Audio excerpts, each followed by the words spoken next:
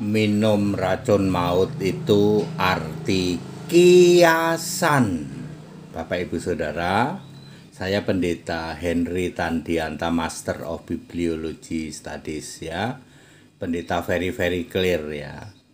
Tidak ada yang berani berdebat dengan Pendeta HTD ya, off air, berdebat langsung, menanyakan racun maut.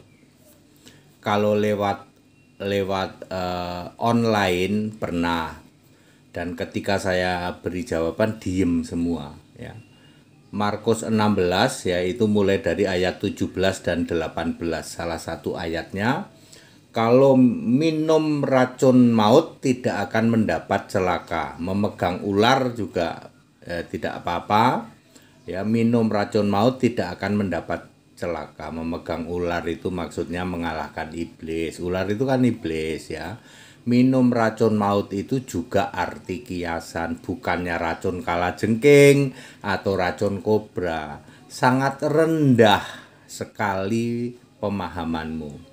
Tetapi soal racun maut ini berdebat dengan banyak PDT, pendusta.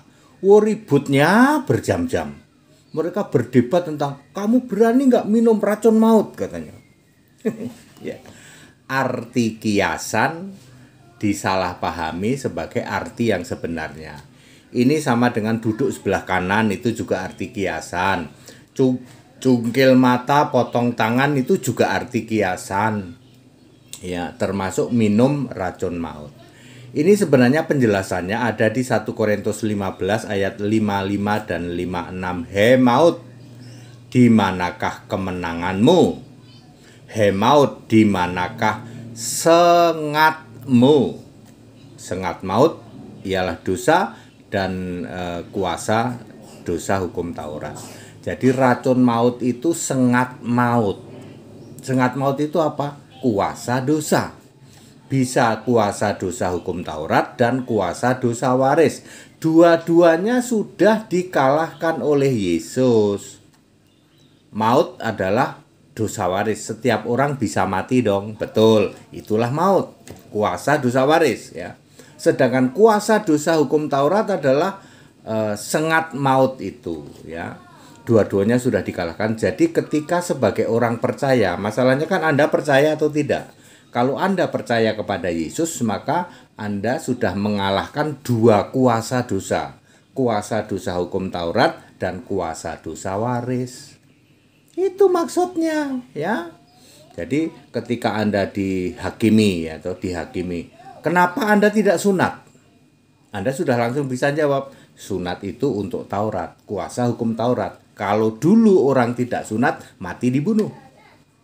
Kenapa kamu tidak halal haram? Kita udah bisa jawab. Kuasa hukum Taurat itu ya sudah dikalahkan oleh Yesus. Enggak halal haram. Oh, coba kalau zaman Taurat Anda berani gitu? Ya, melanggar halal haram, melanggar hari Sabat, melanggar sunat, apa Anda berani? Dihukum rajam kau. Mati kau.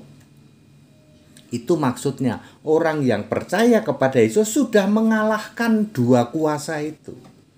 Minum racun maut maksudnya adalah mengalahkan kuasa hukum Taurat. Anda tanya pada HTD, Pak HTD, kenapa Anda tidak mengikuti disunat Pak? Itu kan hukum Taurat, sudah batal. Loh, saya mudah sekali jawabnya. Kenapa Bapak tidak menjalankan persepuluhan, gitu? Tidak melakukan halal haram? Loh, kalau zaman dulu ya mati dirajam. Sekarang gimana? Mudah jawabnya, kita sudah mengalahkan dua kuasa itu. Ayo, mana racun mautnya mana? Sini, saya minum. Ya, minum dalam arti kiasan ya. Arti kiasan kok kamu bilang arti sebenarnya? Rendah sekali pemahamanmu ya. Mukalab ya. Makanya tidak ada mukalab yang berani berdebat kepada HTD soal minum racun maut. Ya.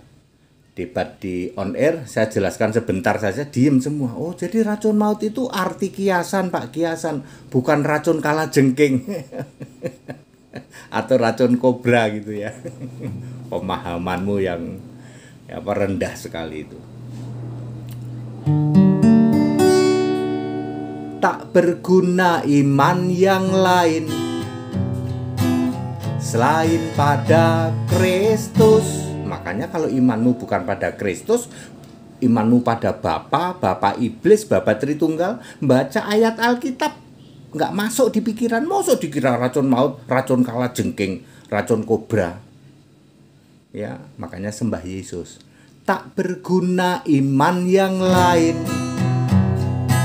selain pada Kristus. Iman kepada Kristus menyelamatkan, bisa jamin surga. Yesus juru selamat bagi semua orang yang mau